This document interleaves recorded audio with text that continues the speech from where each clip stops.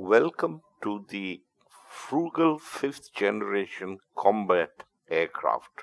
This is the first part, and it discusses certain ideas about how the fifth generation combat aircraft should be like.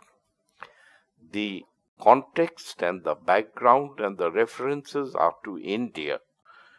So I mention this only so that you will be able to understand why, in what context the remarks are being made. This is what I am going to talk about. A quick review of the generations, what has happened before. I find that necessary because quite a lot of people seem to be getting confused about the generation. Then a certain amount of cynicism about the specifications. And then I cite two examples, Operation Feather Duster and the Bekaa Valley, in context with the specifications. Because finally, it is the specifications which end up as a hardware. And the more refined we are in getting the correct specifications, the better is our chances of developing something that is affordable. Then I will go on to the fifth generation, where I think there's a lot of trimming of fat to be done, and the sixth generation, which my personal belief is that we'll never get to see. I'll have reasons for that. Then I will show an example of frugal thinking. It is, of course, with the first generation of aircraft, but that doesn't matter because even modern aircraft can be frugally designed.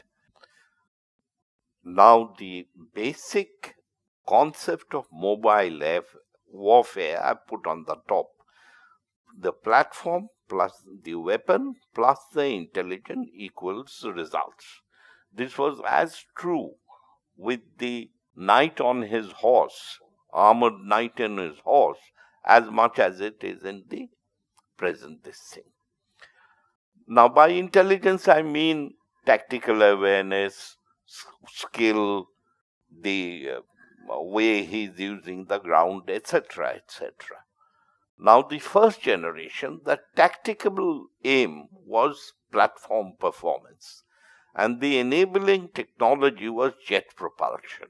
The Gloucester Meteor, Messerschmitt 262, Yakovlev 15, and Bel Air Comet. Now, on the second generation, to platform performance was added a more accurate weapons delivery.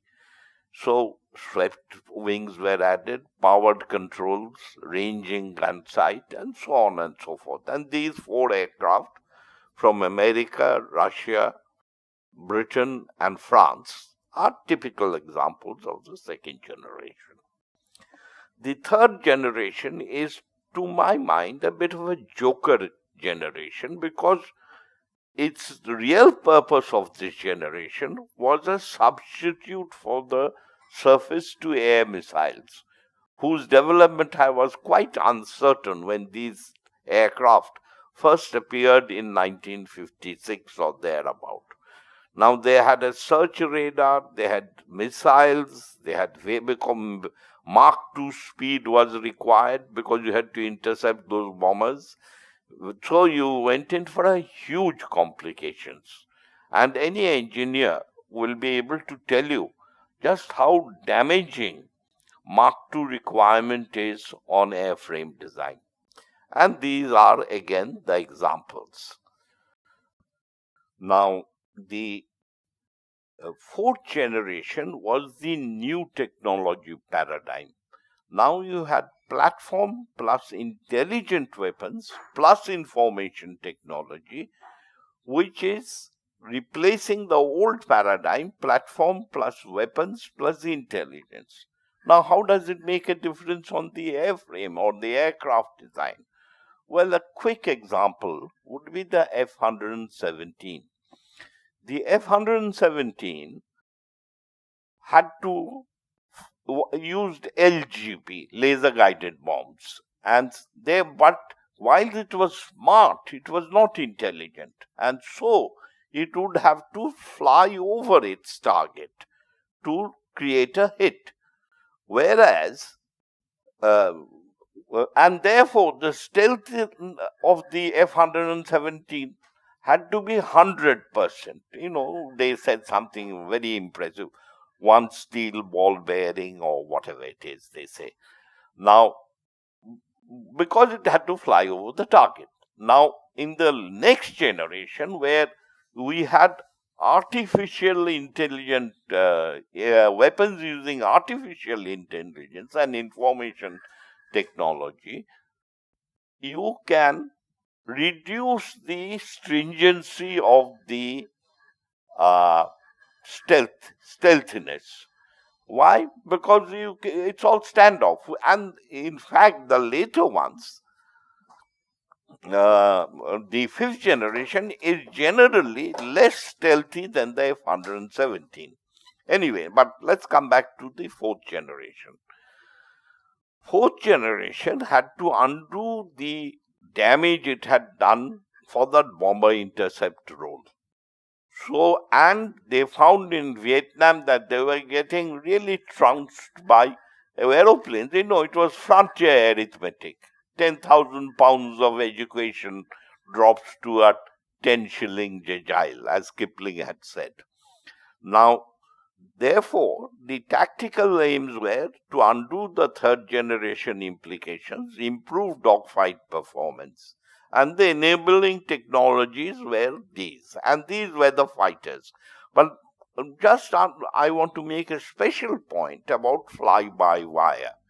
Now, fly-by-wire comes in because it is something like, you see, the cavity magnetron of the British radars of Second World War has ended up in the kitchen as a microwave oven. It's commercialization of a technology, because it really is not such a hot shot as it is said. It increases safety, it does a lot of things. But what I want to point out here is that the MiG-29 was the fighter to beat, and it did not have FBW in the beginning. So what I'm trying to say is, this or that technology must be there for a particular generation is completely untrue. Right. Now, the fifth generation works to reduce vulnerability. So we have stealth, you have BVR, you have sensor fusion, you have super cruise, and so on and so forth. Super cruise, of course, to improve deployability.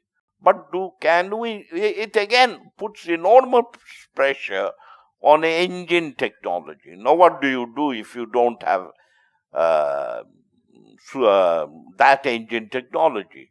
My thing is, go for flight refueling and don't go for super cruise. Particularly in India, where we are a much smaller country compared to, say, the USAF, which must go across the globe to fight. All right? So, and these are the examples. Sixth generation, well, as far as I am concerned, we will not see it. I mean, people will drag in, but it will be a sorry mess when it comes. Because there are more ways to kill a cat than drown it in cream. And the technology now required for the sixth generation is horrendously expensive. So, let us see. I don't think we'll see it. Now, let me further explain why there will be no sixth generation. Well, exactly for the same reason that there was no Dakota replacement. There is a sort of technological boundary layer.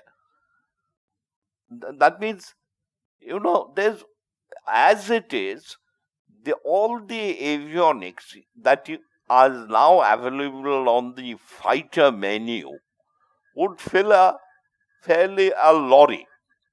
All just the black boxes. the radars and all those controllers and their equipment and so already we are looking at airframes the size of the Sukhoi 30 MKI. And there used to be an old British joke in the 60s, which is now coming true, that the Vulcan is the logical replacement for the Lightning. What they meant was that the smarter the weapons be, all the role of the fighter is no longer as a platform, but as a transporter. The other thing is that I just pitch down what were the years of introduction of the various, 1944 for the first generation, 50 for the second, 61 for the third, and so on. And these are the gaps, 6 years between the first two, 11 years between 2 and 3, and between the fourth and the fifth has been 35 years.